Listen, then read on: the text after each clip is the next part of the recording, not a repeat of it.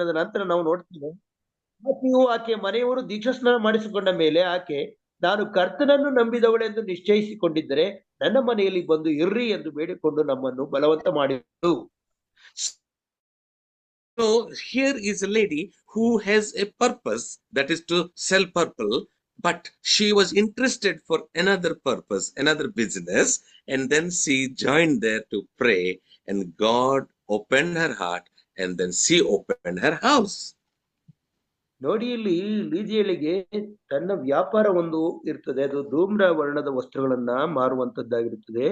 ಎರಡನೇದಾಗಿ ಒಂದು ಸ್ತ್ರೀಯರ ಗುಂಪಿನಲ್ಲಿ ಸೇರಿ ದೇವರ ಧ್ಯಾನ ಮಾಡಿ, ಪ್ರಾರ್ಥನೆ ಮಾಡಿ, ದೇವರ ಸೇವೆಯನ್ನ ಮಾಡುವಂತದ್ದು ಆಕೆಗೆ ನಿಜವಾದ ಒಂದು ಉದ್ದೇಶವಾಗಿರುತ್ತದೆ. So she accepted that without any complaint, and then she could be part of the purpose for which God called her. ಈಕೆಯು ತನಗೆ ಕೊಟ್ಟಿರುವಂತಹ ಎರಡನೇ ಉದ್ದೇಶವನ್ನ ಅವಳು ತುಂಬು ಹೃದಯದಿಂದ, ಒಳ್ಳೆ ಮನಸ್ಸಿನಿಂದ ಅದನ್ನ ಸ್ವೀಕಾರ ಮಾಡುವುದನ್ನ ನಾವು ನೋಡುತ್ತೇವೆ, ಸಿದ್ಧ ಮನಸ್ಸಿನಿಂದ. So I would like to encourage all of you, brothers and sisters. Christ has called us with a purpose. Have you understood that purpose yet? Or yet to know why God has called you? ನಾನು ಇಲ್ಲಿ ನಿಮ್ಮನ್ನ ಒಂದು ಧೈರ್ಯಪಡಿಸುವಂತವನಾಗಿದ್ದೇನೆ, ಪ್ರೋತ್ಸಾಹ ಮಾಡುವಂತವನಾಗಿದ್ದೇನೆ. ಯೇಸು ಕ್ರಿಸ್ತ ಕರೆದ ಒಂದು ಉದ್ದೇಶ ನಿಮ್ಮೊಬ್ಬೊಬ್ಬರಿಗೂ ತಿಳಿದಿದೆಯೋ? ಯಾವ ಉದ್ದೇಶಕ್ಕೆ ಕರೆಯಲ್ಪಟ್ಟಿದ್ದೇವೆ ಎಂಬುದನ್ನ ನೀವು ಅರ್ಥಕೊಂಡಿದ್ದೇವೆ ಎಂಬುದನ್ನ ನಾನು ನಿಮ್ಮಲ್ಲಿ ಮನವರಿಕೆ ಮಾಡಿಕೊಳ್ಳಬೇಕಾಗಿದೆ. So may I ask you here, how are you living on this earth? Are you living a purpose-driven life, or are you living a purposeless life? ನೋಡಿ, ನಾನು ಇಲ್ಲಿ ನಿಮಗೆ ಒಂದು ಪ್ರಶ್ನೆಯನ್ನ ಕೇಳುವಂತವನಾಗಿದ್ದೇನೆ. ನೀವು ಉದ್ದೇಶ ಸಹಿತವಾದ ಜೀವಿತವನ್ನ ಮಾಡ್ತಾ ಇದ್ರೋ, ಅಥವಾ ಯಾವುದೇ ಉದ್ದೇಶವಿಲ್ಲದೆ ನೀವು ಜೀವನವನ್ನ ಮಾಡ್ತಾ ಇದ್ದೀರೋ? The other day I was meeting with one lady, and when I was talking, and during that time the lady happens to tell me, "What is that, sir? Only for that 1 centimeter, for few centimeters of the stomach only we are living on this earth. Just to fill the stomach only we are living on this earth." ಇಲ್ಲೇನೊಬ್ಬ ಸ್ತ್ರೀಯನ್ನ, ಒಬ್ಬ ಮಹಿಳೆಯನ್ನ ನಾನು ಕೇಳಿದಾಗ, ಇನ್ನೇನಿದೆ sir, ನಾನು ಏನು ಯಾವ್ದಕ್ ಜೀವನ ಮಾಡ್ಬೇಕು? ಒಂದು ಗೇಣು ಬಟ್ಟೆಗಾಗಿ, ನನ್ನ ಹೊಟ್ಟೆಗಾಗಿ ತಾನೇ ಈ ಜೀವನ ಮಾಡ್ಬೇಕಾಗಿದ್ದು, ತುತ್ತು ಅನ್ನಕ್ಕೋಸ್ಕರ ತಾನೇ ಅನ್ನೋ ರೀತಿ ಮಾತಾಡಿದ್ರು. So she's telling, just for this few centimeters of the stomach, that's what she was trying. For this stomach only we are living on this earth. That means we are only living on this earth to eat and die. ಎಲ್ಲರೂ ಮಾಡೋದು ಇನ್ಯಾತಿಕೆ sir, ಒಂದು ಅನ್ನಕ್ಕೋಸ್ಕರ ತಾನೆ, ಹೊಟ್ಟೆಗೋಸ್ಕರ ತಾನೆ ಎಂಬುದಾಗಿ ಈ ನಮ್ಮ ಉದ್ದೇಶ ಬರೀ ಇದಕ್ಕೋಸ್ಕರ ಅನ್ನೋ ರೀತಿ ಮಾತಾಡಿದ್ರು ಅವರು. Many of us are there like that. We are only there to eat and to sleep and to live a life purposelessly. ನಾವು ಕೂಡ ಹೀಗೆ ತಿಳ್ಕೊಳ್ತೀವಿ, ಊಟ ಮಾಡೋದು, ಮಲಗೋದು, ಯಾವ ಉದ್ದೇಶವೂ ನಮ್ಮ ಜೀವಿತದಲ್ಲಿ ಇಲ್ಲ ಅನ್ನೋ ರೀತಿ ನಾವು ಮಾತಾಡ್ಬಿಡ್ತೇವೆ. They are not at all bothered to even thank God for the life. They are not at all bothered to understand, Lord, tell me what is my purpose. Or they are not at all bothered to even to know and do something for God.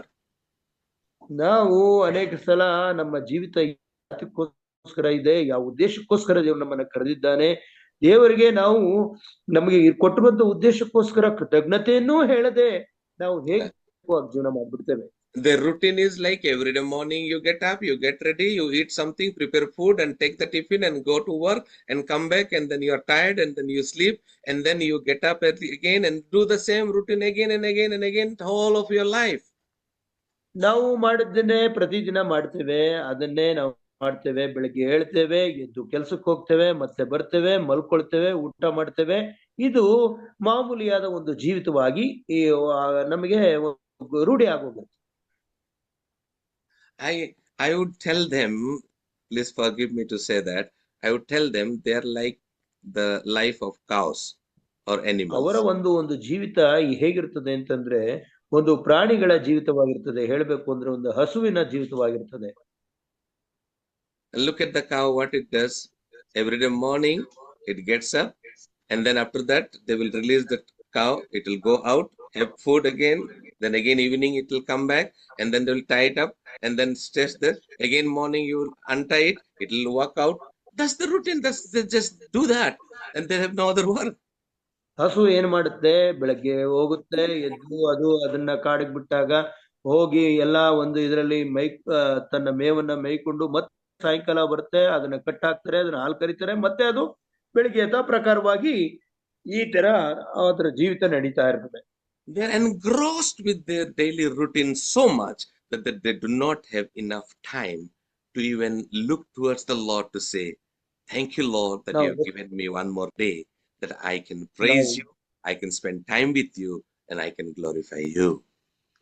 ನಾವು ಎಷ್ಟರ ಮಟ್ಟಿಗೆ ನಮ್ಮ ಕೆಲಸಗಳಲ್ಲಿ ನಾವು ಮುಳುಗೋಗಿರ್ತೇವೆ ಅಂತಂದ್ರೆ, ನಾವು ದೇವರಿಗೆ ಒಂದು ಕೃತಜ್ಞತೆಯನ್ನು ಸಹ ಹೇಳಲಾರದೆ ಆಗೋಗ್ತೇವೆ. ದೇವರೇ, ನಿನಗೆ ಕೃತಜ್ಞತೆ, ನಿನಗೆ ವಂದನೆಗಳನ್ನ ಹೇಳ್ತೇವೆ, ನೀನು ಇಷ್ಟರ ಮಟ್ಟಿಗೆ ನಮ್ಮನ್ನ ನಡೆಸ್ತಾ ಇದ್ದೀಯ, ನಮ್ಗೆ ಇಂಥ ಅವಕಾಶಗಳನ್ನು ಕೊಟ್ಟಿದ್ದೀಯಾ ಅಂತ ಹೇಳಲಿಕ್ಕೆ ನಾವು ಮರ್ತೋಗ್ಬಿಡ್ತೇವೆ.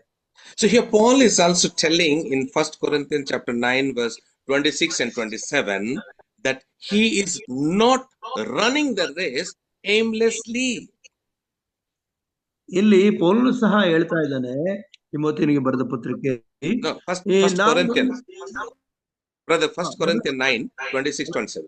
ಮೊದಲ ಕೊರಿಂಥ 9:26-27 ಹೇಳ್ತಾ ಇದ್ರೆ, ನಾನು ಹೇಗೋ ಏನೂ ಗೊತ್ತು ಗುರಿ ಇಲ್ಲದೆ ಓಡುತ್ತಾ ಇಲ್ಲ ಎಂಬುದಾಗಿ. So he is not running aimlessly, he is running to fulfill a purpose. ಆತನು ಗೊತ್ತು ಗುರಿ ಇಲ್ಲದೆ ಓಡ್ತಾ ಇಲ್ಲ, ಆದ್ರೆ ನಾನು ಉದ್ದೇಶವನ್ನ ಇಟ್ಕೊಂಡು ಓಡ್ತಾ ಇದ್ದೀನಿ ಎಂಬುದಾಗಿ ಹೇಳ್ತಾನೆ. In order to fulfill that purpose, he wants to discipline his life. ಆ ಒಂದು ಉದ್ದೇಶವನ್ನ ನೆರವೇರಿಸುವುದಕ್ಕೋಸ್ಕರ ಅವನು ಒಂದು ಕಟ್ಟು ಕ್ರಮಕ್ಕೆ, ಒಂದು ಶಿಸ್ತಿಗೆ ತನ್ನನ್ನು ಒಳಪಡಿಸಿಕೊಳ್ಳುವನಾಗಿದ್ದಾನೆ. And if you read, there is very clearly written, he is making his body a slave so that he can fulfill the purpose. ಇಲ್ಲಿ ಆತನು ತನ್ನ ದೇಹವನ್ನ ಸ್ವಾಧೀನಪಡಿಸಿಕೊಳ್ಳುವಂತನಾಗಿರುತ್ತಾನೆ, ಹಾಗಾಗಿ ದೇವರ ಒಂದು ಉದ್ದೇಶವನ್ನ ನೆರವೇರಿಸಬಹುದು ಎಂಬುದಾಗಿ. May I request all others kindly mute because there is some resound is coming. ಕೆಲವರು ಮಾತಾಡ್ತಾ ಇದ್ದಾರೆ, ಅದು ಕೇಳಿಸ್ತಾ ಇದೆ. ದಯವಿಟ್ಟು ನಿಮ್ಮ ಒಂದು ಏನಿದೆ ಮೊಬೈಲ್ ಸೆಟ್ಗಳನ್ನ ನೀವು ಮ್ಯೂಟ್ ಮಾಡ್ಕೊಳ್ಳಿ. Thank you. So here he is running with an aim, with a purpose. He is not running aimlessly. He is putting his body to slave and under control so that he can fulfill the purpose. ಈತನು ಗೊತ್ತು ಗುರಿ ಇಲ್ಲದವನಾಗಿರದೆ ಒಂದು ಗುರಿಯನ್ನ, ಉದ್ದೇಶವನ್ನ ಇಟ್ಟುಕೊಂಡು ತನ್ನ ಓಟವನ್ನ ಓಡ್ತಾ ಇದ್ದಾನೆ ಮತ್ತು ತನ್ನ ದೇಹವನ್ನ ಸ್ವಾಧೀನಪಡಿಸಿಕೊಂಡು ಅದರನ್ನ ತನಗೆ ಒಳಪಡಿಸಿಕೊಂಡು ದೇವರ ಉದ್ದೇಶವನ್ನು ನೆರವೇರಿಸುವುದಕ್ಕೆ ಬೇಕಾದಂತ ಒಂದು ದೈಹಿಕ ಮಾನಸಿಕವಾದ ಒಂದು ಇದನ್ನ ಅವನು ಗಳಿಸ್ಕೊಳ್ಳಿಕ್ಕೆ ಹೋಗ್ತಾ ಇದ್ದಾನೆ. So here we can say again, how is your life you live? Is it a purpose driven life or a purposeless life? Is it a life you're running with focus and aim, or you are running aimlessly? ನೀವು ನಿಮ್ಮ ಜೀವಿತದಲ್ಲಿ ಉದ್ದೇಶವಿಲ್ಲದೆ, ಗೊತ್ತು ಗುರಿ ಇಲ್ಲದೆ ಜೀವನ ಮಾಡ್ತಾ ಇದ್ದೀರೋ, ಅಥವಾ ಒಂದು ಗುರಿಯನ್ನ ಇಟ್ಕೊಂಡು ಉದ್ದೇಶವನ್ನ ನೆರವೇರಿಸಲಿಕ್ಕೆ ನೀವು ಅದಕ್ಕೋಸ್ಕರ ನೀವು ಜೀವಿಸ್ತಾ ಇದ್ದೀರೋ ಎಂಬುದೇ ಒಂದು ಪ್ರಶ್ನೆಯಾಗಿದೆ. So the same Paul again writes to the Ephesian church in Ephesians chapter 4 verse 1 to 16. Maybe quickly, kindly someone read this please. ಎಫೆಸದವರಿಗೆ ಬರೆದ ಪತ್ರಿಕೆಯಲ್ಲಿ ಪೌಲ್ ಮತ್ತೊಮ್ಮೆ ಹೇಳ್ತಾ ಇದ್ದಾನೆ. Text please sir. Ephesians 4:1 to 16. ನೋಡಿ, ನೀವು ದೇವರಿಂದ ಕರೆಯಲ್ಪಟ್ಟವರಾದ ಕಾರಣ ಯೋಗ್ಯರಾಗಿ ನಡೆದುಕೊಳ್ಳಬೇಕೆಂದು ಕರ್ತನ ಸೇವೆಯಲ್ಲಿ ಸೆರೆಯವನಾದ ನಾನು ನಿಮ್ಮನ್ನು ಪ್ರಬೋಧಿಸುತ್ತೇನೆ. ನೀವು ಪೂರ್ಣ ವಿನಯ, ಸಾತ್ವಿಕತ್ವಗಳಿಂದಲೂ ದೀರ್ಘ ಶಾಂತಿಯಿಂದಲೂ ಕೂಡಿದವರಾಗಿ ಪ್ರೀತಿಯಿಂದ ಒಬ್ಬರನ್ನೊಬ್ಬರು ಸಹಿಸಿಕೊಳ್ಳಿರಿ. ಸಮಾಧಾನವೆಂಬ ಬಂಧನದಿಂದ ಕಟ್ಟಲ್ಪವರಾಗಿದ್ದು ಪವಿತ್ರಾತ್ಮನಿಂದುಂಟಾಗುವ ಐಕ್ಯವನ್ನು ಕಾಪಾಡಿಕೊಳ್ಳುವುದಕ್ಕೆ ಆಸಕ್ತರಾಗಿರಿ. ನೀವೆಲ್ಲರೂ ಒಂದೇ ದೇಹಕ್ಕೆ ಸೇರಿದವರು, ಒಬ್ಬನೇ ಆತ್ಮನನ್ನು ಹೊಂದಿದವರು, ಒಂದೇ ಪದವಿಯನ್ನು ದೀಕ್ಷಿಸುವುದಕ್ಕೆ ಕರೆಯಲ್ಪಟ್ಟವರು. ನಿಮ್ಮೆಲ್ಲರಿಗೂ ಕರ್ತನು ಒಬ್ಬನೇ, ಭರವಸೆ ಒಂದೇ, ಸ್ನಾನ ದೀಕ್ಷೆ ಒಂದೇ, ಎಲ್ಲರಿಗೂ ತಂದೆಯಾಗಿರುವ ದೇವರು ಒಬ್ಬನೇ. ಆತನು ಎಲ್ಲರ ಮೇಲಿರುವವನು, ಎಲ್ಲರ ಮುಖಾಂತರ ಕಾರ್ಯ ನಡೆಸುವವನು, ಎಲ್ಲರಲ್ಲಿ ವಾಸಿಸುವನು ಆಗಿದ್ದಾನೆ. Shall I continue, sir? Up to 16 only. Okay. ಆದ್ರೆ ಕ್ರಿಸ್ತನು ನಮ್ಮಲ್ಲಿ ಒಬ್ಬನಿಗೆ ಅನುಗ್ರಹಿಸಿದ ಪ್ರಕಾರವೇ ಅವನಿಗೆ ಕೃಪಾವರವು ದೊರಕಿದೆ. ಆದುದರಿಂದ ಆತನು ಉನ್ನತ ಸ್ಥಾನಕ್ಕೆ ಏರಿದಾಗ ತಾನು ಜಯಿಸಿದ್ದ ಬಹುಜನರನ್ನು ಸೆರೆ ಹಿಡ್ಕೊಂಡು ಹೋಗಿ ಮನುಷ್ಯರಿಗೆ ದಾನಗಳನ್ನು ಮಾಡಿದನು ಎಂಬುದಾಗಿ ಪ್ರವಾದಿಯು ಹೇಳುತ್ತಾನೆ. ಏರಿ ಹೋದನೆಂದು ಹೇಳಿದ್ದರಲ್ಲಿ ಭೂಮಿಯ ಅಧೋಭಾಗಕ್ಕೆ ಇಳಿದಿದ್ದನೆಂತಲೂ ಹೇಳಿದ ಹಾಗಾಯ್ತಲ್ಲ. ಇಳಿದು ಬಂದು ಮೇಲಣ ಎಲ್ಲ ಲೋಕಗಳಿಗಿಂತ ಉನ್ನತವಾಗಿ ಏರಿ ಹೋದವನೇ. ಆದುದರಿಂದ ಸಮಸ್ತ ಲೋಕಗಳನ್ನು ತುಂಬಿದವನಾದನು.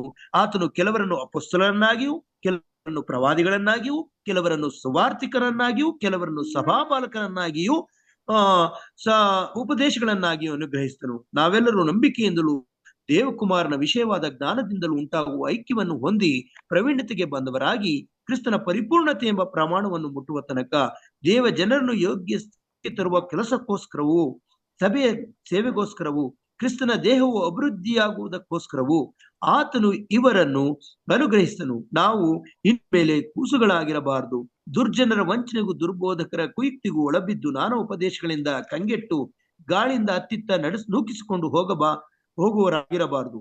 ಪ್ರೀತಿಯಿಂದ ಸತ್ಯವನ್ನು ಅನುಸರಿಸುತ್ತಾ ಬೆಳೆದು ಎಲ್ಲಾ ವಿಷಯಗಳಲ್ಲಿಯೂ ಕ್ರಿಸ್ತನ ಐಕ್ಯವನ್ನು ಹೊಂದುತ್ತಾ ಬರಬೇಕು. ಆತನೇ ಶಿರಸ್ಸು. ದೇಹವೆಲ್ಲ ಆತನ ದೊರೆತನದಲ್ಲಿದ್ದು ತನ್ನಲ್ಲಿರುವ ಎಲ್ಲ ನರಗಳಿಂದ ಬಿಗಿಯಾಗಿ ಜೋಡಿಸಲ್ಪಟ್ಟು ಪ್ರತಿ ಅಂಗದಿಂದ ಅದರ ಶಕ್ತಿಯ ಪ್ರಕಾರ ಸಹಾಯ ಹೊಂದಿ ಪ್ರೀತಿಯಿಂದ ಐಕ್ಯವಾಗಿದ್ದು ಕ್ಷೇಮಾಭಿವೃದ್ಧಿಯನ್ನು ಹೊಂದುತ್ತೇವೆ ಎಂಬುದೇ. Yes sir, completed. Thank you. So if you just look at the first verse, what it tells to us. ಇಲ್ಲಿ ಒಂದನೇ ಒಂದು ವಚನವನ್ನ ನೋಡುವಾಗ ಈ ಒಂದನೇ ವಚನವು ನಮಗೆ ಏನನ್ನ ಹೇಳುವಂತದ್ದಾಗಿದೆ? It is an invitation that we need to live a life worthy of the call that God has given to us. ನಮಗೆ ಈ ಒಂದು ದೇವರು ಕೊಟ್ಟಿರುವಂತಹ ಆಹ್ವಾನ ಏನಿದೆ ಅಂತಂದ್ರೆ, ನಾವು ಈ ಆಹ್ವಾನಕ್ಕೆ ಯೋಗ್ಯರಾಗಿ ನಡೆದುಕೊಳ್ಳಬೇಕು ಎಂಬುದೇ ದೇವರು ಕೊಟ್ಟಿರುವಂತಹ ಆಹ್ವಾನವಾಗಿದೆ. We need to live a life worthy of the call that we have received. ನಾವು ಯಾವ ರೀತಿಯಾದ ಒಂದು ಜೀವಿತವನ್ನ ಮಾಡಬೇಕೆಂದರೆ ನಮ್ಮ ಕರೆಯುವಿಕೆಗೆ ಯೋಗ್ಯ ರೀತಿಯಲ್ಲಿ ನಡೆದುಕೊಳ್ಳುವುದೇ ನಮ್ಮ ಒಂದು ಜೀವಿತವಾಗಿರಬೇಕು. So we are not called to live a life aimlessly or purposelessly, but we are called to live a life with focus and also to fulfill the purpose for which God has called us. ನಾವು ಗೊತ್ತು ಗುರಿ ಇಲ್ಲದ, ಉದ್ದೇಶವಿಲ್ಲದ ಜೀವಿತವನ್ನು ನಡೆಸುವುದಕ್ಕಾಗಿ ಕರೆಯಲ್ಪಟ್ಟವರಲ್ಲ, ಆದ್ರೆ ಉದ್ದೇಶವನ್ನ ನೆರವೇರಿಸುವ ಒಂದು ಜೀವಿತಕ್ಕೆ ಕರೆಯಲ್ಪಟ್ಟಿದ್ದೇವೆ. So in this case, may I request to retrospect and ask yourself, do I know the call for which God has called me? ಈ ಒಂದು ಸಂದರ್ಭದಲ್ಲಿ ನಾನು ನಿಮ್ಮನ್ನ ಕೇಳಿಕೊಳ್ಳುವುದೆಂದರೆ, ನಿಮ್ಮ ಹೃದಯವನ್ನ ನೀವು ಪರೀಕ್ಷಿಸಿಕೊಳ್ಳ್ರಿ ಮತ್ತು ಯಾವ ಉದ್ದೇಶಕ್ಕೋಸ್ಕರ ಕರೆಯಲ್ಪಟ್ಟಿದ್ದೇವೆ ಎಂಬುದನ್ನ ನೀವು ಮನಗಾಣಿರಿ.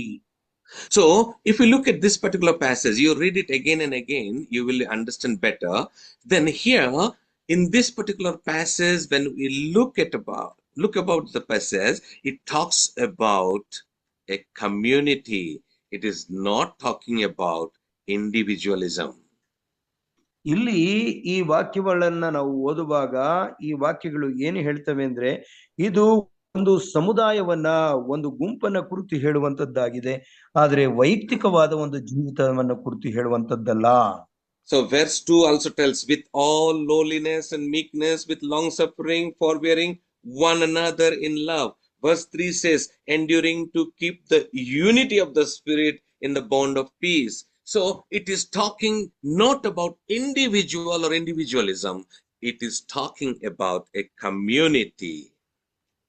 ಇಲ್ಲಿ ನಾವು ಈ ವಾಕ್ಯಗಳನ್ನ ನೋಡುವುದಾದ್ರೆ ಇದು ವೈಯಕ್ತಿಕವಾದ ವಿಷಯವನ್ನ ಹೇಳುವಂತದ್ದಲ್ಲ, ಇದು ಒಂದೇ ದೈವ ಸಮುದಾಯವನ್ನ ಹೇಳುವಂತದ್ದಾಗಿ, ಒಬ್ಬರು ನೀವು ಸಹಿಸಿಕೊಳ್ಳಿರಿ, ಪ್ರೀತಿಯಿಂದ ಇರಿ, ಸಮಾಧಾನದಿಂದ ಬಂಧನದಿಂದ ಕಟ್ಟಲ್ಪಟ್ಟು ಪವಿತ್ರಾತ್ಮನಿಂದ ಉಂಟಾಗುವ ಐಕ್ಯವನ್ನ ಕಾಪಾಡಿಕೊಳ್ಳಿ ಅಂತ ಹೇಳುವಾಗ ಇದು ಎಲ್ಲರಿಗೂ ಸೇರಿ ಒಂದು ಸಮೂಹವಾಗಿ ಜೀವಿಸುವಂತಹ ಒಂದು ವಾಕ್ಯಗಳು ಆಗಿವೆ.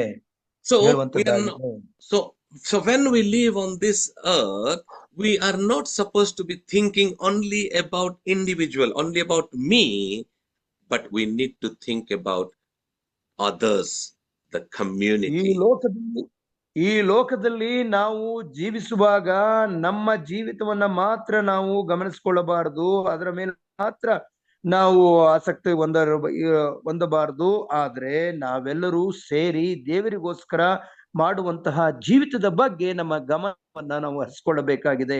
ಇದಕ್ಕೋಸ್ಕರ ತಾನೇ ನಾವು ಕಾಯಲ್ಪಟ್ಟಿದ್ದೇವೆ. And Jesus Christ himself has also told, same way the Son of Man has not come to be served, but to serve and give his life as a ransom for many. ಯೇಸು ಕ್ರಿಸ್ತನು ಸಹ ಇದೇ ರೀತಿಯಾಗಿ ನುಡಿದದ್ದನ್ನ ನಾವು ನೋಡುತ್ತೇವೆ. ಮನುಷ್ಯ ಕುಮಾರನು ಅನೇಕರಿಂದ ಸೇವೆಯನ್ನ ಹೊಂದುವುದಕ್ಕೆ ಬರಲಿಲ್ಲ, ಆದ್ರೆ ಕಳೆದು ಹೋದವರನ್ನ, ತಪ್ಪಿ ಹೋದವರನ್ನ ಉಳಿಸಿ ಅವರ ಕಾಪಾಡುವುದಕ್ಕೋಸ್ಕರ ಬಂದನು ಮತ್ತು ಅವರ ಸೇವೆಯನ್ನ ಮಾಡುವುದಕ್ಕೋಸ್ಕರ ಬಂದನು ಎಂಬುದಾಗಿ ನೋಡುತ್ತೇವೆ. So it is not about you as an individual. God has called you individual to be part of a community and build that community.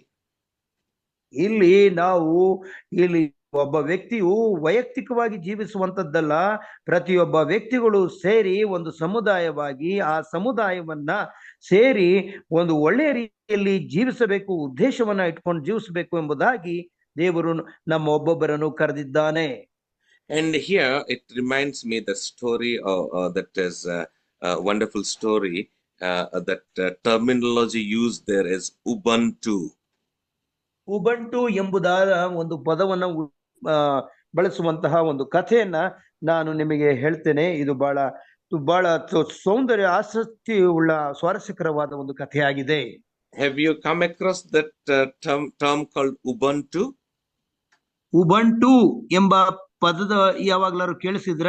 Already have discuss sir, it is mentioned in your I had told in one of the messages, correct? No?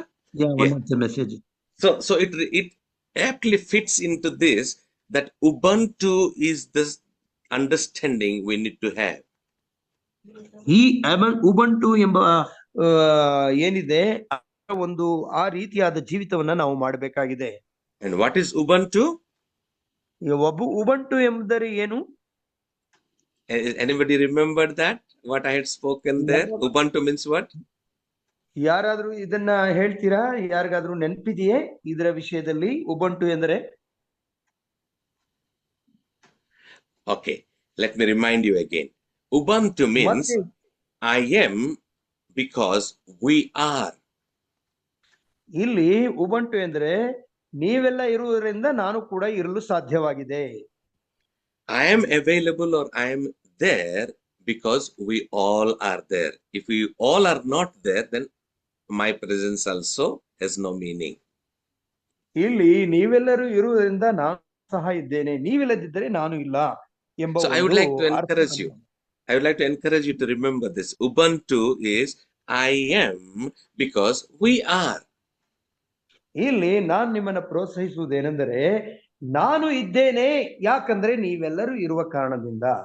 So we need to be part of a group, part of a community, part of a family. ನೋಡಿ, ನಾವು ಈ ಒಂದು ಕುಟುಂಬದ ಅವಿಭಾಜ್ಯವಾಗಿರಬೇಕು, ಈ ಸಮುದಾಯದ ಅವಿಭಾಜ್ಯವಾಗಿ ಅಂಗವಾಗಿರಬೇಕು. ಅದಕ್ಕೋಸ್ಕರ ನಾವು ಕರೆಯಲ್ಪಟ್ಟಿದ್ದೇವೆ. So that's why we need to understand what is that role in that family, what is that role in that community, what is that role in the call that God has given me. ಹಾಗಾಗಿ ನಾವು ಅರ್ಥ ಮಾಡಿಕೊಳ್ಳಬೇಕು, ಯಾವ ಒಂದು ಉದ್ದೇಶ ಅಥವಾ ಯಾವ ಒಂದು ಪಾತ್ರವನ್ನ ಈ ಕುಟುಂಬದಲ್ಲಿ, ಈ ಸಮುದಾಯದಲ್ಲಿ, ಈ ಒಂದು ಜೀವಿತದಲ್ಲಿ ನಾನು ಮಾಡಬೇಕು ಅನ್ನೋದನ್ನ ಸ್ಪಷ್ಟವಾಗಿ ನಾವು ಅರ್ಥಕೊಂಡವರಾಗಿರ್ಬೇಕು. If you look at this gathering today, in this gathering there are so many of us are there sitting together listening, but different people has got different role to play. ನಾವು ಈ ದಿನ ನಾವು ಸೇರಿ ಬಂದಿರುವಂತಹ ಈ ಸಭೆಯನ್ನೇ ನಾವು ತೆಗೆದುಕೊಳ್ಳೋಣ. ಇಲ್ಲಿ ನಮ್ಮೊಬ್ಬರಿಗೂ ಬೇರೆ ಬೇರೆ ಉದ್ದೇಶವಿರುತ್ತದೆ, ಬೇರೆ ಬೇರೆ ಪಾತ್ರವನ್ನ ನಾವು ನಿರ್ವಹಿಸುವವರಾಗಿರುತ್ತೇವೆ. So here, if we do not fulfill that purpose, then we cannot be part of this as well. ನಾವು ಯಾವ ಉದ್ದೇಶಕ್ಕೆ ಕರೆಯಲ್ಪಟ್ಟಿದ್ದೇವೋ ಆ ಉದ್ದೇಶವನ್ನ, ಆ ಪಾತ್ರವನ್ನ ನಾನು ನಿರ್ವಹಿಸಲಿಲ್ಲ ಅಂದ್ರೆ ಈ ಸಮುದಾಯದ ಒಂದು ಅಂಗವಾಗಿ ನಾವು ಉಳ್ಕೊಳ್ಳಿಕ್ಕೆ ಆಗೋದಿಲ್ಲ, ಅದ್ರ ಪ್ರಯೋಜನ ಇರಲಿಲ್ಲ. Here, Pastor Raju, he sends the invitation so that others can join. Then sometimes Sister Junita initiates the program, and then she invites others to pray. Some brother or sisters, they pray. Then she invites somebody else to sing a song, and then she invites me to preach, and then she invites Brother Chinnappa to interpret. And then sometimes we say, okay, please mute your microphones and sing together. Please mute and be quiet. Something like that. Everybody have a role to play here. Then only we are able to complete this program. So it is not about me only, but it is about all of us.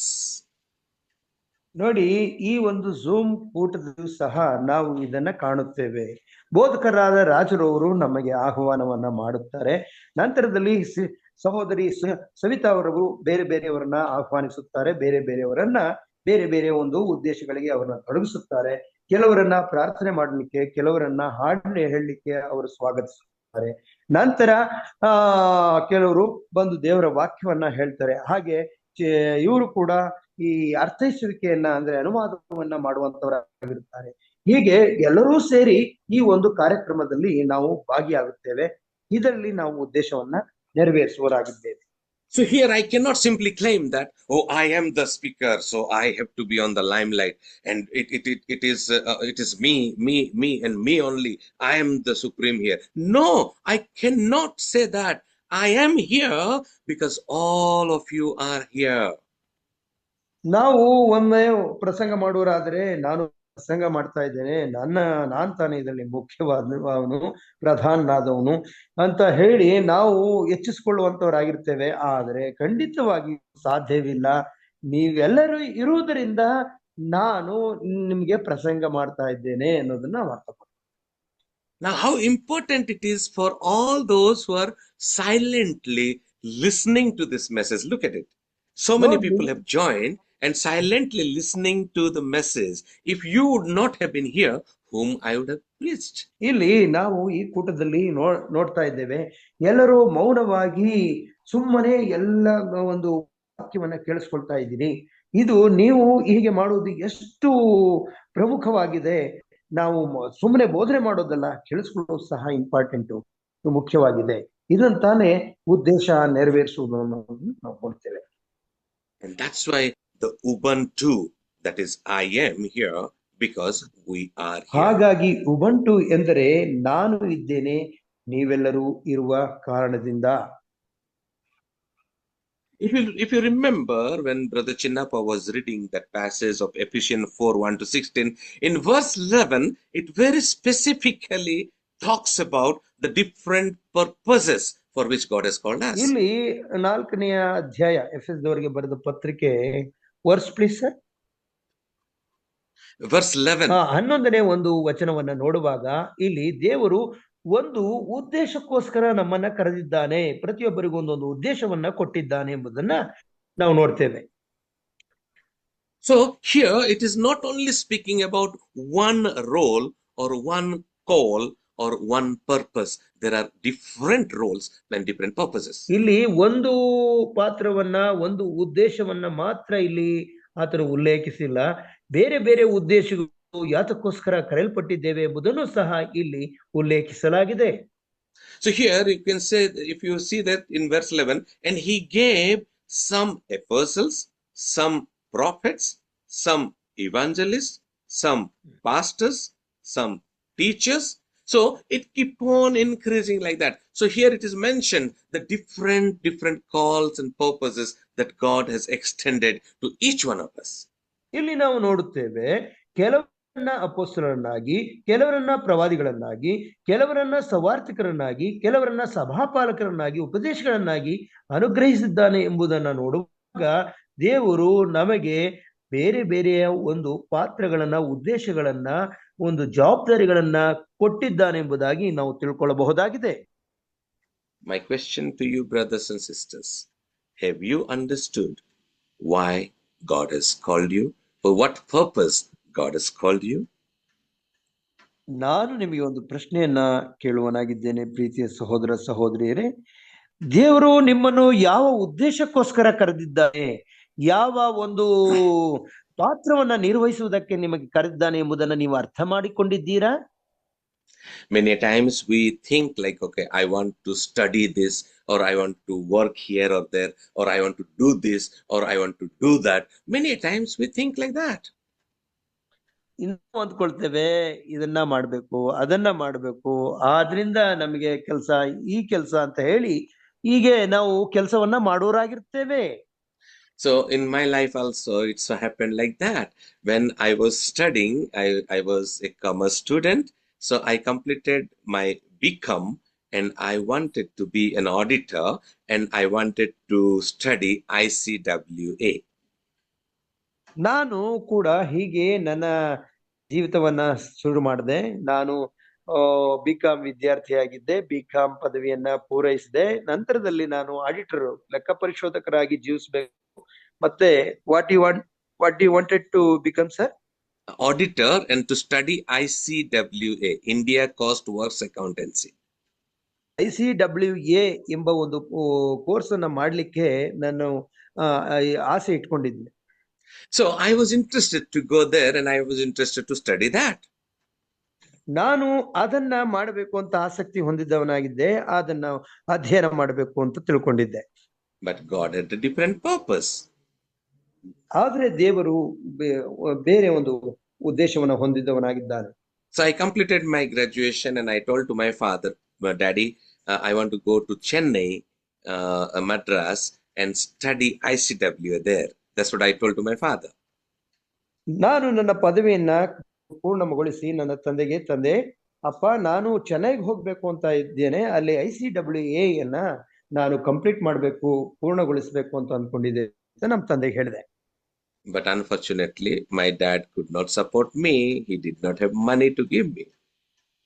ಆದ್ರೆ ಹೇಳ್ಬೇಕು ಅಂದ್ರೆ ದೇವರ ಒಂದು ಚಿತ್ತವಿಲ್ಲದೆ ಪಕ್ಷದಲ್ಲಿ ಮತ್ತೆ ನಮ್ಮ ತಂದೆ ಬಹಳ ತೊಂದರೆಯಲ್ಲಿದ್ದರಿಂದ ಅವರಿಗೆ ನನ್ನನ್ನ ಕಳಿಸ್ಲಿಕ್ಕೆ ಬೇಕಾದಂತ ಹಣ ಇರೋದ್ರಿಂದ ನಾನು ಹೋಗ್ಲಿಕ್ಕೆ ಆಗ್ಲಿಲ್ಲ. 5,000 rupees that time was not there with my dad to support me. 5,000 ರೂಪಾಯಿಗಳು ನನ್ನನ್ನ ಕಳಿಸ್ಕೊಡ್ಲಿಕ್ಕೆ ನಮ್ಮ ತಂದೆ ಹತ್ರ ಇರಲಿಲ್ಲ, ಹಾಗಾಗಿ ನಾನು ಹೋಗ್ಲಿಕ್ಕೆ ಆಗ್ಲಿಲ್ಲ. I'm talking about 35 years ago, okay? It's not now. So 35 years ago, 5,000 rupees was not there with my dad to support me. So I became very, very unhappy and I scolded my dad that day. What kind of father are you? I am studying and you are not willing to support me, sponsor me. I became angry.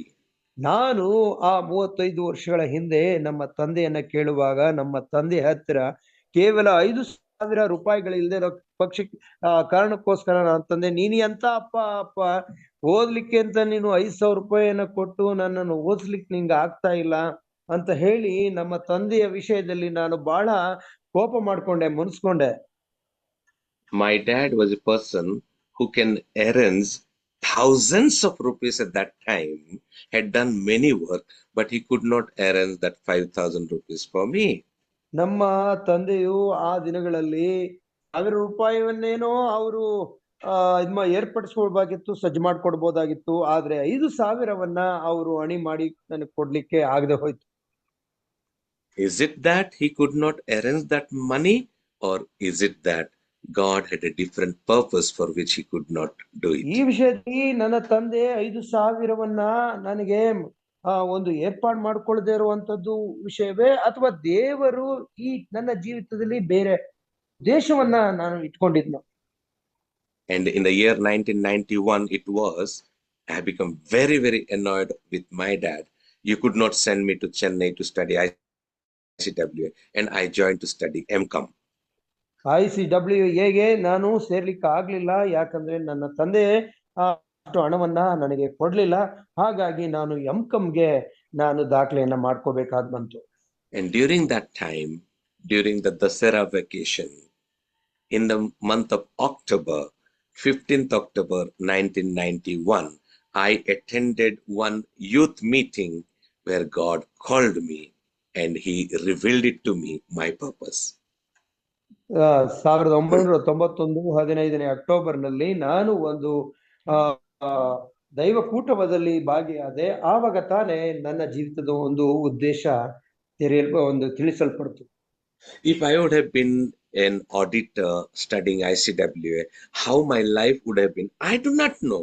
But today, when God has called me to fulfill the purpose, I am thankful to my God that He has been faithfully leading me and I have been serving Him faithfully. ನಾನು ಒಂದು ವೇಳೆ ICWA study ಮಾಡಿದ್ರೆ ನನ್ನ ಜೀವಿತ ಹೇಗಿರ್ತಿತ್ತೋ ಗೊತ್ತಿಲ್ಲ, ಆದ್ರೆ ಇವತ್ತು ನನ್ನ ಜೀವಿತ ಹೀಗಿದೆ. ದೇವರಿಗೆ ನಾಮಕ್ಕೆ ಸ್ತೋತ್ರವಾಗಲಿ. ಆತನು ಒಳ್ಳೆ ಉದ್ದೇಶಕ್ಕೋಸ್ಕರ ಕರೆದಿದ್ದಾನೆ. ಆತನು ನಾನು ಸೇವಿಸುತ್ತಿದ್ದೇನೆ, ಆತನು ನನ್ನನ್ನು ನಡೆಸುತ್ತಿದ್ದಾನೆ, ನಾನು ಸಂತೋಷವಾಗಿ ಜೀವಿಸ್ತಾ ಇದ್ದೇನೆ. ದೇವರಿಗೆ ಸ್ತೋತ್ರವಾಗಲಿ. And that time I was only knowing within me that I can sing well, and I was a singer like that, I was thinking. But later on God revealed it to me that no, Pradeep, you are not only a good singer, but you can also preach. You are a good preacher. You can counsel to people because you're a good counselor. You can talk to children because you are a good storyteller, and you can convince people because you are a good talker. ಇಲ್ಲಿ ದೇವರು ನನಗೆ, ನಾನು ಅಂದ್ಕೊಂಡಿದ್ದೆ ನಾನು ತುಂಬಾ ಚೆನ್ನಾಗಿ ಹಾಡ್ತೇನೆ ಅಂತ, ಆದ್ರೆ ದೇವರು ಹೇಳಿದನು, ನೀನು ಹಾಡುವುದು ಮಾತ್ರವಲ್ಲ, ನೀನು ನನಗೋಸ್ಕರ ಸೇವೆಯನ್ನ ಮಾಡಬೇಕು, ನೀನು ಒಳ್ಳೆಯ ಪ್ರಸಂಗಗಳನ್ನ ನೀನು ಜನರಿಗೆ ಕೊಡಬೇಕು, ಹಾಗೇನೆ ಜನರಿಗೋಸ್ಕರ ಪ್ರಾರ್ಥನೆ ಮಾಡಬೇಕು, ನೀನು ಮಾತಾಡುವುದನ್ನು ಚೆನ್ನಾಗಿ ಕಲ್ತಿರೋದ್ರಿಂದ ಒಳ್ಳೆಯ ಕಥೆಗಳನ್ನ ಹೇಳಬೇಕು, ಜನರಿಗೆ ಸಲಹೆಯನ್ನ ನೀಡಬೇಕು, ಹೀಗೆ ನೀನು ಉಪಯುಕ್ತವಾದ ಜೀವಿತವನ್ನ ಜೀವಿಸಬೇಕು ಅಂತ ಹೇಳಿ ದೇವರು ನನಗೆ ಈ ಎಲ್ಲಾ ಉದ್ದೇಶಗಳನ್ನ ಕೊಟ್ಟು ನನಗೆ ಈ ಉದ್ದೇಶವನ್ನ ನೆರವೇರಿಸುವುದಕ್ಕೆ ಸಹಾಯ ಮಾಡುತ್ತಾ ಬಂದಿದ್ದಾನೆ. All these years God has been faithfully leading me, guiding me, protecting me, taking care of me, educating me, and giving me opportunity so that I can fulfill God's purpose in and through my life. ನನ್ನ ಜೀವಿತದ ಈ ಎಲ್ಲಾ ವರ್ಷಗಳಲ್ಲಿ ದೇವರು ನಂಬಿಗಸ್ತನಾಗಿ ನನ್ನನ್ನು ನಡೆಸುತ್ತಾ ಬಂದಿದ್ದಾನೆ, ನನಗೆ ಸಹಾಯ ಮಾಡುತ್ತಾ ಬಂದಿದ್ದಾನೆ, ನನಗೆ ಬೇಕಾದಂತಹ ಒಂದು ಅವಕಾಶಗಳನ್ನ ನೀಡುತ್ತಾ ಬಂದಿದ್ದಾನೆ. ಹೀಗಾಗಿ ನಾನು ನನ್ನ ಜೀವಿತದಲ್ಲಿ ಇವೆಲ್ಲವನ್ನ ನಿರ್ವಹಿಸಿಕೊಂಡು ಬರಲಿಕ್ಕೆ ಸಾಧ್ಯವಾಗಿದೆ. And I am coming across thousands of people, and I am able to share God's love to them, and I am able to glorify God joining them. ನಾನು ನನ್ನ ಜೀವಿತದಲ್ಲಿ ಸಾವಿರ ಜನರನ್ನ ಸಂಧಿಸುವ ಒಂದು ಅವಕಾಶ ಒದಗಿ ಬಂತು. ಅವರಿಗೆ ದೇವರ ವಾಕ್ಯನ ಹೇಳಿಕೊಟ್ಟು ದೇವರಗೋಸ್ಕರ ನಾನು ಜೀವಿಸಿ ಆತನ ಮಹಿಮೆಗೋಸ್ಕರ ಜೀವಿಸುವಂತೆ, ಮಹಿಮೆ ಪಡಿಸುವಂತೆ ನನಗೆ ಸಹಾಯ ಮಾಡ್ತಾ ಬರ್ತಾ ಇದ್ದಾನೆ ದೇವರು.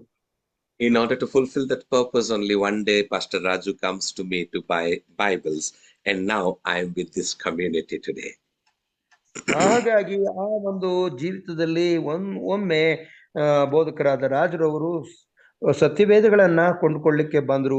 ಇವಾಗ ನಾನು ಈ ಒಂದು ಜೂಮ್ ಕೂಟದ ಒಂದು ಅಂಗವೂ ಕೂಡ ಆಗುವಂತೆ ದೇವರನ್ನ ನಡೆಸಿದ್ದಾನೆ. And day before yesterday also the same thing happened. One family, they came to buy some Bibles, and through that now again a different opportunity has been opened for me so that I can join with them and glorify God. ನೋಡಿ, ಕೆಲವು ದಿನಗಳ ಹಿಂದೆ ಅಂದ್ರೆ ಮೊನ್ನೆ ಒಬ್ರು ಬಂದ್ರು ಸತ್ಯವೇದವನ್ನ ಕೊಳ್ಳಿಕ್ಕೆ. ಅವರ ಜೊತೆ ನನ್ನ ಒಂದು ಪರಿಚಯವಾಯ್ತು. ಇವಾಗ ಅವರ ಜೊತೆಯೂ ಸಹ ನಾನು ದೇವರ ವಾಕ್ಯಗಳನ್ನ ಹಂಚಿಕೊಳ್ಳಿಕ್ಕೆ, ಅವರ ಒಂದು ಅನ್ಯೋನ್ಯತೆಯಲ್ಲಿ ನಾನು ಭಾಗಿಯಾಗೋದಕ್ಕೆ ದೇವರು ಒಂದು ಅವಕಾಶವನ್ನ ಮಾಡಿಕೊಟ್ಟಿದ್ದಾನೆ. ಅದನ್ನು ಕೂಡ ನಾನು ಮಾಡ್ತಾ ಇದ್ದೇನೆ. My request to you, brothers and sisters, have you understood the purpose for which God has called you? ನಾನು ನಿಮಗೆ ಒಂದು ಮನವಿಯನ್ನ ಮಾಡ್ತಾ ಇದ್ದೇನೆ, ಒಂದು ಮನವಿ ಅಂದ್ರೆ ರಿಕ್ವೆಸ್ಟ್ ಮಾಡ್ತಾ ಇದ್ದೇನೆ. ನೀವು ನಿಮ್ಮ ಜೀವಿತದಲ್ಲಿ ಒಂದು ಯಾವುದಾದ್ರೂ ಉದ್ದೇಶವನ್ನ ಇಟ್ಕೊಂಡಿದ್ದೀರಾ, ಆ ಉದ್ದೇಶವನ್ನ ನೆರವೇರಿಸ್ಕೊಂಡು ಬರ್ತಾ ಇದ್ದೀರಾ ಎಂಬುದಾಗಿ ನಾನು ಪ್ರಶ್ನೆ ಕೇಳ್ತೇನೆ. Remember, Paul writes to the Ephesians and requesting, live a life worthy of your calling. ಇಲ್ಲಿ ಪೌಲನು ಆ ಎಫೆಸದವರಿಗೆ ಬರೆದ ಪತ್ರಿಕೆಯಲ್ಲಿ ಅವರನ್ನ ಕುರಿತು ಹೇಳ್ತಾ ಇದ್ದಾನೆ, ದೇವರ ಕರೆಯುವಿಕೆಗೆ ಯೋಗ್ಯರಾಗಿ ನಡ್ಕೊಳ್ತೀರಿ ಎಂಬುದಾಗಿ ಅಲ್ಲಿ ಅವರಿಗೆ ಜ್ಞಾಪಕ ಪಡಿಸ್ತಾ ಇದ್ದಾನೆ.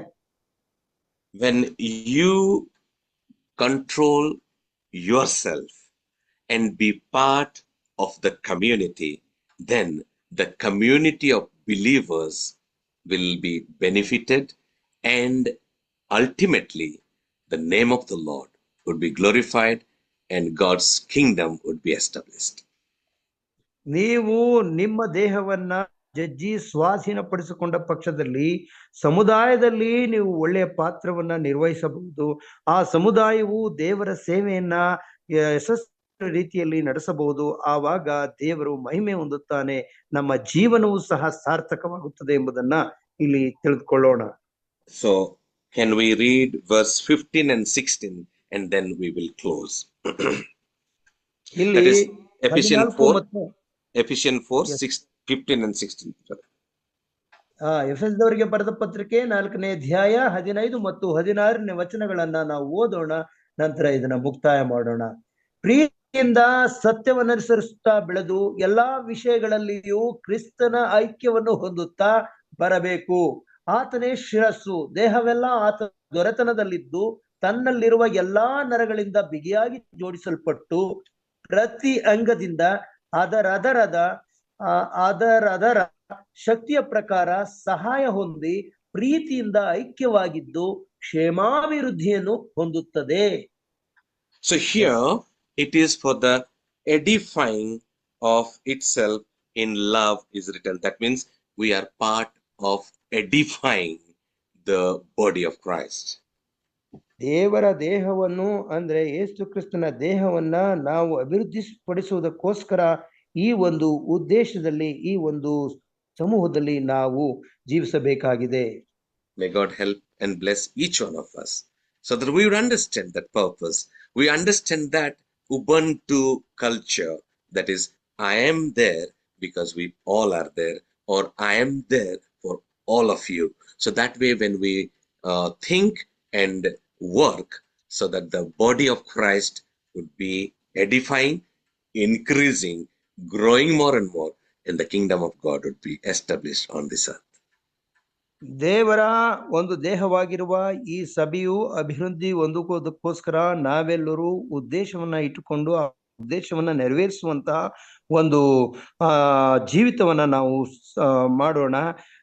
ಯಾವ ರೀತಿ ಉಬಂಟು ಎಂದರೆ, ನಾನು ನಿಮ್ಮಿಂದ ಇದ್ದೇನೆ, ನೀವಿಲ್ಲದೆ ಹೋದ್ರೆ ನಾನು ಇರುವುದಿಲ್ಲ ಎಂಬ ಒಂದು ತತ್ವವನ್ನ ನಾವು ಮನಸ್ಸಿನಲ್ಲಿ ಇಟ್ಟುಕೊಂಡು ನಾನು ಇರುವುದೇ ನಿಮ್ಮಿಂದ, ಈ ಒಂದು ಸಮುದಾಯವನ್ನ ನಾವು ಕಟ್ಟಬೇಕು ಎಂಬುದಾಗಿ ಇದನ್ನು ಅಭಿವೃದ್ಧಿಪಡಿಸುವುದಕ್ಕೋಸ್ಕರ ನಾವೆಲ್ಲರೂ ಒಟ್ಟಾಗಿ ಏಕ ಮನಸ್ಸಿನಿಂದ ಈ ದೇವರ ಸಹಾಯದಿಂದ ಇದನ್ನ ಇನ್ನೂ ಹೆಚ್ಚಿನ ರೀತಿಯಲ್ಲಿ ಬೆಳೆಸುತ್ತಾ ಹೋಗೋಣ. ದೇವರನ್ನು ಈ ಒಂದು ಧ್ಯಾನವನ್ನ ಆಶೀರ್ವದಿಸಲಿ ಎಂಬುದೇ ನನ್ನ ಪ್ರಾರ್ಥನೆಯಾಗಿದೆ. I am so thankful to God that when He called me to address a bigger community. I was not limited to my hometown. I came out of that. I was not limited to my home church. I went to other churches also. I was not limited to only singing, but I was exposed to other services which God provided me. I am not limited to one language, but multiple language group of people I could meet and address and edify the body of Christ. ನಾನು ಕೇವಲ ನನ್ನ ಉದ್ದೇಶವನ್ನ ನೆರವೇರಿಸುವುದಕ್ಕೆ ಅಥವಾ ನನಗೆ ಮಾತ್ರ ನಾನು ಸೀಮಿತನಾಗಿಲ್ಲ, ದೊಡ್ಡ ಸಮೂಹವನ್ನೇ ನಾನು ಒಂದು ಸೇವಿಸುವುದಕ್ಕೆ, ದೊಡ್ಡ ಸಮೂಹಕ್ಕೆ ದೇವರ ವಾಕ್ಯವನ್ನ ಸಾರುವುದಕ್ಕೆ ದೇವರು ನನ್ನನ್ನು ಉಪಯೋಗಿಸ್ತಾ ಇದ್ದಾನೆ. ಬರೀ ಒಂದು ಸುವಾರ್ತೆಯನ್ನ ಸಾರುವುದು ಮಾತ್ರವಲ್ಲ, ಅದರ ಜೊತೆಗೆ ಬೇರೆ ಬೇರೆ ಒಂದು ಜವಾಬ್ದಾರಿಗಳನ್ನ ನಿರ್ವಹಿಸುವುದಕ್ಕೆ ನನ್ನನ್ನು ಕರೆದಿದ್ದಾನೆ. ಆ ಒಂದು ಜವಾಬ್ದಾರಿಯನ್ನ ನಾನು ನಿರ್ವಹಿಸ್ಕೊಂಡು ಬರ್ತಾ ಇದ್ದೇನೆ. ದೇವರು ಈ ಕೊಟ್ಟಿರುವಂತಹ ಈ ಅವಕಾಶಗಳನ್ನ ನಾನು ಸದುಪಯೋಗ ಪಡಿಸ್ಕೊಳ್ಳಿಕ್ಕೆ ಆಗ್ತಾ ಇದೆ. ಯಾಕೆಂದ್ರೆ ಆತನು ನಂಬಿಗಸ್ತನಾಗಿ ನನ್ನನ್ನು ನಡೆಸ್ತಾ ಇದ್ದಾನೆ. ನಿಮ್ಮನ್ನು ಸಹ ಹಾಗೆ ನಡೆಸಬೇಕು ಅಂತ ನನ್ನ ಪ್ರಾರ್ಥನೆಯಾಗಿದೆ. So my dear brothers and sisters, when God has called us for a purpose, let us live a life worthy of that call and glorify God in and through our lives. ನನ್ನ ಸಹೋದರ ಸಹೋದರಿಯರೇ, ದೇವರು ಒಂದು ಉದ್ದೇಶದ ಕರೆಯುವಿಕೆಯನ್ನ ನಮಗೆ ಕೊಟ್ಟಿದ್ದಾನೆ. ಆ ಉದ್ದೇಶವನ್ನ ನಾವೆಲ್ಲರೂ ನೆರವೇರಿಸೋಣ. ಆ ಕರೆಯುವಿಕೆಗೆ ಯೋಗ್ಯವಾದ ರೀತಿಯಲ್ಲಿ ನಾವು ಜೀವಿಸೋಣ. ದೇವರನ್ನ, ಯೇಸು ಕ್ರಿಸ್ತನನ್ನ ನಮ್ಮ ಜೀವಿತದಲ್ಲಿ ಮಹಿಮೆ ಪಡಿಸೋಣ. ಇದು ತಾನೇ ಆತನ ಕರೆವಿಕೆಯ ಉದ್ದೇಶವಾಗಿದೆ.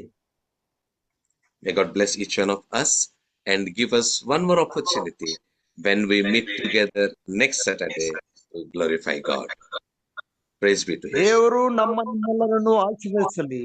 ಮತ್ತೊಂದು ಅವಕಾಶವನ್ನ ಮುಂದಿನ ಸಬ್ಬತ್ ದಿನದಲ್ಲಿ ನಮಗೆ ಕೊಡೋಣವಾಗಲಿ. ನಾವು ಅಲ್ಲಿಯವರೆಗೆ ನಿಮ್ಮನ್ನ ವಂದಿಸುವವರಾಗಿರ್ತೇವೆ. ಆಮೆನ್.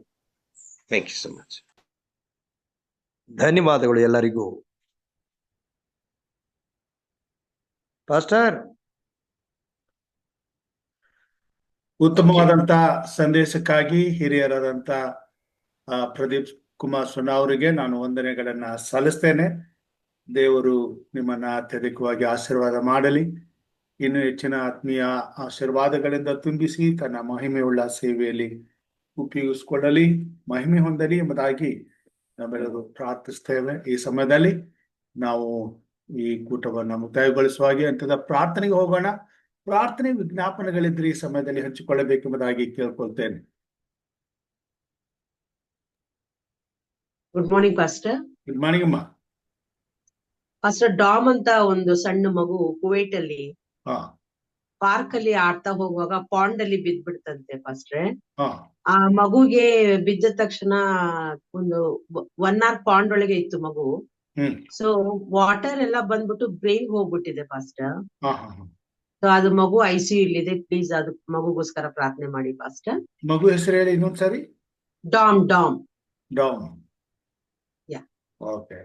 ಮಗು ಡಾಮ್ ಎಂಬತಕ್ಕಂಥದ್ದಾಗಿ ಮಗುಗಾಗಿ ನಾವು ಪ್ರಾರ್ಥನೆ ಮಾಡೋಣ. ನಮ್ಮ ಮಧ್ಯದಲ್ಲಿ ಹಿರಿಯರಾದಂತಹ ಯಶವಂತ್ ಸರ್ ಅವರಿದ್ದಾರೆ. ಅವರು ನಮ್ಮನ್ನ ಪ್ರಾರ್ಥನೆ ನಡೆಸಬೇಕೆಂಬ ಕೇಳ್ಕೊಳ್ತೇನೆ. ಪ್ರಾರ್ಥನೆ ವಿಜ್ಞಾಪನೆಗಳಿದ್ರೆ ಈ ಸಮಯದಲ್ಲಿ ಹಂಚಿಕೊಳ್ಬೇಕೆಂದು ಕೇಳ್ಕೊಳ್ತೇನೆ. ಸಹೋದರಿ ನ್ಯಾನ್ಸಿ ಡೇವಿಡ್ ಅವ್ರಿಗೋಸ್ಕರ ಪ್ರಾರ್ಥನೆ ಮಾಡೋಣ. ಹೇಳಿ.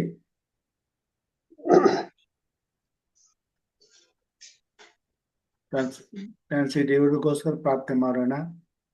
KP ರವಿ ಅವರ ವಿಜ್ಞಾಪನೆಗೋಸ್ಕರ ಪ್ರಾರ್ಥನೆ ಮಾಡೋಣ. ಲೋಕೇಶ್ ಸಂಕಲ್ ಅವರ ಕುಟುಂಬಕ್ಕೋಸ್ಕರ ಪ್ರಾರ್ಥನೆ ಮಾಡೋಣ.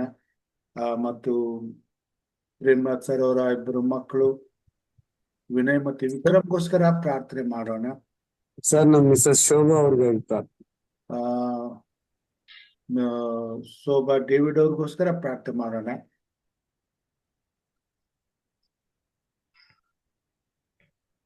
ಓಕೆ, ಇದೀರಾ ಯಶವಂತ್ ಸರ್?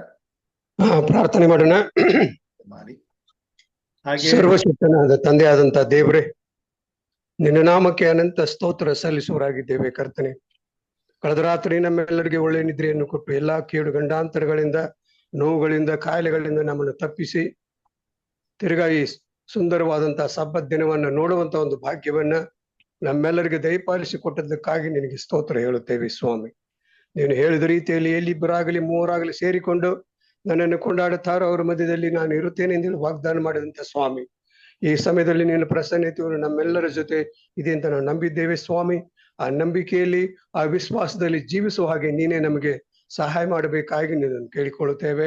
ವಿಶೇಷವಾಗಿ ಇವತ್ತಿನ ಸಂದೇಶನ ತಂದಂತ ಪ್ರದೀಪ್ ಅವರವರಿಗೆ ನೀನು ಒಳ್ಳೆ ಜ್ಞಾನ ತಿಳುವಳಿಕೆ ನೀನು ಕೊಟ್ಟಿದ್ದಿ ಸ್ವಾಮಿ. ಅವರು ಪ್ರತಿ ಶನಿವಾರ ನಿನ್ನ ವಾಕ್ಯಗಳನ್ನು ಸಾರುವಂತಹ ಸಮಯದಲ್ಲಿ ಆ ವಾಕ್ಯಗಳನ್ನು ವಿಶೇಷವಾಗಿ ನೀನು ಆಶೀರ್ವದಿಸಿ, ಆ ವಾಕ್ಯಗಳನ್ನು ಸ್ವಾಮಿ ಕೇಳುವಂತ ನಮ್ಮನ್ನು ಕೂಡ ಆಶೀರ್ವದಿಸಿ, ಆ ವಾಕ್ಯಗಳನ್ನು ನಮ್ಮ ಜೀವನದಲ್ಲಿ ಅಳವಡಿಸಿಕೊಂಡು ಆ ವಾಕ್ಯಗಳ ಪ್ರಕಾರ ನಡೆಯುವಂತ ಒಂದು ಭಾಗ್ಯವನ್ನ ನಮಗೆ ದಯಪಾಲಿಸಿ ಕೊಡಬೇಕಾಗಿ ನಿನ್ನನ್ನು ಕೇಳಿಕೊಳ್ಳುತ್ತೇವೆ.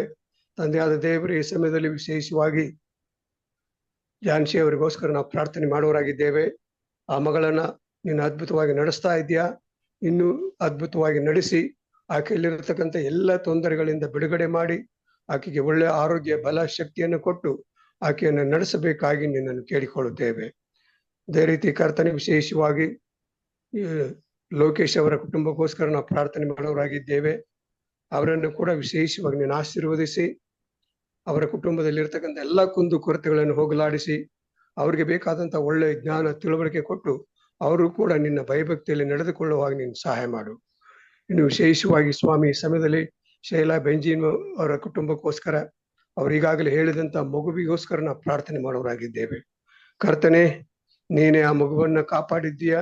ಇನ್ನೂ ಆತನನ್ನ ಕಾಪಾಡಿ ಆತನಿಗೆ ಬೇಕಾದಂತ ಒಳ್ಳೆ ಆರೋಗ್ಯವನ್ನ, ಬಲವನ್ನ, ಶಕ್ತಿಯನ್ನು ಕೊಟ್ಟು ಅವರು ಯಾವ ಚಿಂತೆ ಆಲೋಚನೆ ಮಾಡದೆ ನಿನ್ನಲ್ಲಿ ಭರವಸೆ ಇಟ್ಟು ಜೀವಿಸುವಾಗ ನೀನು ಸಹಾಯ ಮಾಡು. ಮತ್ತು ಮಗುವನ್ನು ವಿಶೇಷವಾಗಿ ಮುಟ್ಟಿ ಆತನಿಗೆ ಬಲವನ್ನ ಶಕ್ತಿಯನ್ನು ಕೊಟ್ಟು ನಡೆಸಬೇಕಾಗಿ ನಿನ್ನನ್ನು ಕೇಳಿಕೊಳ್ಳುತ್ತೇವೆ. ಅದೇ ರೀತಿ ಕರ್ತನೆ ವಿಶೇಷವಾಗಿ ವರಲಕ್ಷ್ಮಿಯವರ ಕುಟುಂಬಕ್ಕೋಸ್ಕರ ನಾವು ಪ್ರಾರ್ಥನೆ ಮಾಡುವವರಾಗಿದ್ದೇವೆ. ಅವರನ್ನು ಕೂಡ ನಿನ್ನ ಆಶೀರ್ವದಿಸು. ಅವರು ಪ್ರತಿ ದಿನ ಸ್ವಾಮಿ ನಿನ್ನ ರಾಗಗಳನ್ನು ಹಾಡುವಾಗ ಇನ್ನು ಹೆಚ್ಚಾದಂತ ಬಲವನ್ನ ಶಕ್ತಿಯನ್ನ ನಿನ್ನ ಪವಿತ್ರಾತ್ಮನ ಶಕ್ತಿಯನ್ನು ಅವರ ಮೇಲೆ ಸುರಿಸಬೇಕಾಗಿ ನಿನ್ನನ್ನು ಕೇಳಿಕೊಳ್ಳುತ್ತೇವೆ. ಅದೇ ರೀತಿ ರಾಜೇಶ್ವರಿ ಅವರ ಕುಟುಂಬಕ್ಕೋಸ್ಕರ ನಾವು ಪ್ರಾರ್ಥನೆ ಮಾಡುತ್ತೇವೆ. ಅವರನ್ನು ಕೂಡ ನೀನು ಆಶೀರ್ವದಿಸು ಸ್ವಾಮಿ. ಅವರಿಗೆ ಬೇಕಾದಂತ ಎಲ್ಲ ಆಶೀರ್ವಾದಗಳನ್ನು ನೀನು ಕೊಟ್ಟಿದ್ದಿ. ಇನ್ನು ಹೆಚ್ಚಾದಂತ ಆಶೀರ್ವಾದಗಳನ್ನು ಕೊಟ್ಟು ಅವರನ್ನು ನಡೆಸಬೇಕಾಗಿ ನಿನ್ನನ್ನು ಕೇಳಿಕೊಳ್ಳುತ್ತೇವೆ. ಇನ್ನು ಪ್ರೇಮ್ನಾಥ್ ಕೋಲ್ಕರ್ ಅವರಿಗೋಸ್ಕರ ನಾವು ಪ್ರಾರ್ಥನೆ ಮಾಡುತ್ತೇವೆ. ಅವರ ಕುಟುಂಬದಲ್ಲಿರ್ತಕ್ಕಂಥ ಕುಂದುಕೊರತೆಗಳನ್ನ ನೀನು ತಿಳಿದವನಾಗಿದ್ದಿ ಸ್ವಾಮಿ. ನೀನೇ ಅವರನ್ನು ಆಶೀರ್ವದಿಸಿ ಕರ್ತನೆ ಆ ಮಕ್ಕಳಿಗೆ ಬೇಕಾದಂತಹ ಧೈರ್ಯವನ್ನ ಬಲವನ್ನು ಕೊಟ್ಟು ಅವರನ್ನು ನಡೆಸಬೇಕಾಗಿ ನಿನ್ನನ್ನು ಕೇಳಿಕೊಳ್ಳುತ್ತೇವೆ. ಅದೇ ರೀತಿ ಕರ್ತನೆ ಇನ್ನು ವಿಶೇಷವಾಗಿ ನಮ್ಮ ರವಿಗೋಸ್ಕರ ನಾವು ಪ್ರಾರ್ಥನೆ ಮಾಡೋರಾಗಿದ್ದೇವೆ. ಆ ಮಗನನ್ನು ಕೂಡ ವಿಶೇಷವಾಗಿ ನೀನು ಆಶೀರ್ವಾದ ಸ್ವಾಮಿ. ಪ್ರತಿನಿತ್ಯವೂ ಅವರು ನಮ್ಮ ಕುಟುಂಬಕ್ಕೋಸ್ಕರ ಪ್ರಾರ್ಥನೆ ಮಾಡಿ ಅಂತ ಕೇಳುವಂತಹ ಸಮಯದಲ್ಲಿ ಅದೆಲ್ಲವನ್ನ ನೀನು ತಿಳಿದವನಾಗಿದ್ದಿ ಸ್ವಾಮಿ. ಅವರ ಕುಂದು ಕೊರತೆಗಳನ್ನ ಬಲ್ಲವನಾಗಿದ್ದಿ ಕರ್ತನೆ. ನೀನೇ ಆ ಕುಟುಂಬವನ್ನು ವಿಶೇಷವಾಗಿ ನೀನು ಆಶೀರ್ವದಿಸಿ ಅವರೆಲ್ಲರೂ ಕೂಡ ಸ್ವಾಮಿ ನಿನ್ನ ಭಯಭಕ್ತಿಯಲ್ಲಿ ನಿನ್ನ ಹೆಜ್ಜೆಯಲ್ಲಿ ನಡೆಯುವಾಗ ಯಾವ ಸೈತಾನನ ಶೋಧನೆ ಕೂಡ ಅವರಲ್ಲಿ ಬಾರದಂತೆ ನೀನು ಅವರನ್ನು ಆಶೀರ್ವದಿಸಿ. ಇನ್ನು ಡೇವಿಡ್ ರಾಶೂರ್ ಅವರಿಗೋಸ್ಕರ ನಾವು ಪ್ರಾರ್ಥನೆ ಮಾಡುತ್ತೇವೆ. ಅವರನ್ನು ಕೂಡ ನೀನು ಆಶೀರ್ವದಿಸಿ ಸ್ವಾಮಿ. ಅವರ ಎಲ್ಲಾ ಕುಂದು ಕೊರತೆಗಳನ್ನ ನೀನು ತಿಳಿದವನಾಗಿದ್ದಿ.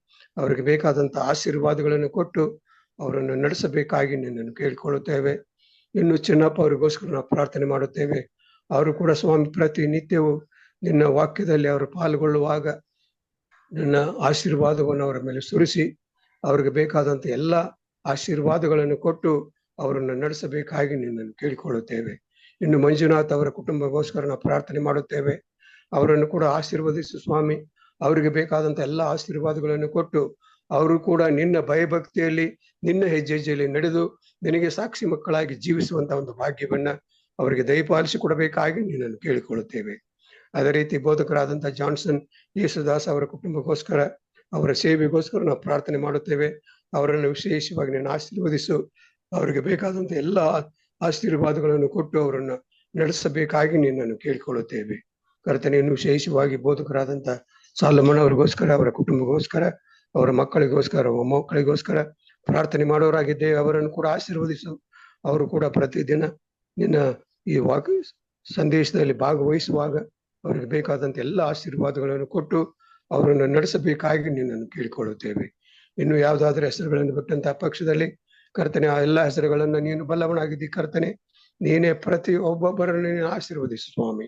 ಇವತ್ತನೇ ಸಬ್ಬತ್ ದಿನದಲ್ಲಿ ನಾವೆಲ್ಲರೂ ಸ್ವಾಮಿ ಸಭೆಗೆ ಹೋಗಿ ನಿನ್ನ ವಾಕ್ಯಗಳನ್ನು ಕೇಳುವ ಹಾಗೆ ಮತ್ತು ನಿನ್ನ ವಾಕ್ಯಗಳ ಪ್ರಕಾರ ನಡೆಯುವಂತ ಒಂದು ಭಾಗ್ಯವನ್ನ ಪ್ರತಿ ಒಬ್ಬೊಬ್ಬರಿಗೆ ನೀನು ದಯಪಾಲಿಸಿ ಕೊಡಬೇಕಾಗಿ ಪ್ರಭು ಯೇಸು ಸ್ವಾಮಿ ಹೆಸರಿನಲ್ಲಿ ಅತಿ ವಿನಯದಿಂದ ತಾಳ್ಮೆಯಿಂದ ಕೇಳಿಕೊಳ್ಳುತ್ತೇನೆ ಸ್ವಾಮಿ. ಆಮೇನ್. ಆಮೇನ್.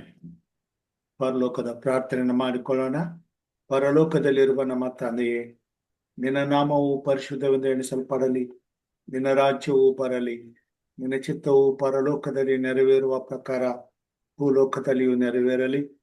ನಮ್ಮ ಅನುದಿನದ ಆಹಾರವನ್ನು ಈ ಹೊತ್ತು ನಮಗೆ ದಯಪಾಲಿಸಿಕೊಡು. ನಮಗೆ ತಪ್ಪು ಮಾಡಿದವರನ್ನು ನಾವು ಕ್ಷಮಿಸಿದಂತೆ ನಮ್ಮ ತಪ್ಪುಗಳನ್ನು ಕ್ಷಮಿಸು. ನಮ್ಮನ್ನು ಶೋಧನೆಯೊಳಗೆ ಸೇರಿಸದೆ ಕೇಡಿನಿಂದ ತಪ್ಪಿಸು. ಯಾಕೆಂದರೆ ರಾಜ್ಯವು ಬಲವು ಮಹಿಮೆಯು ಸದಾ ಕಾಲ ನಿನ್ನದೇ ಸ್ವಾಮಿ. ಆಮೇನ್.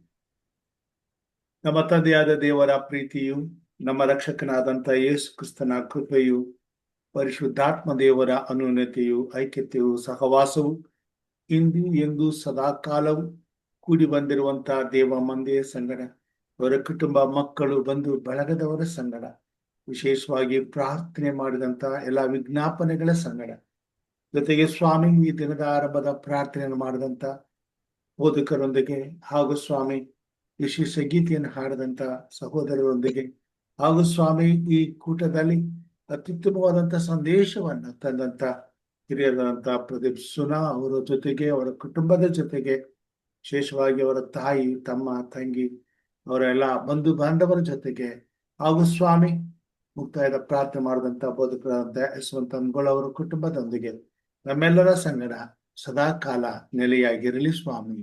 ಆಮೇನ್.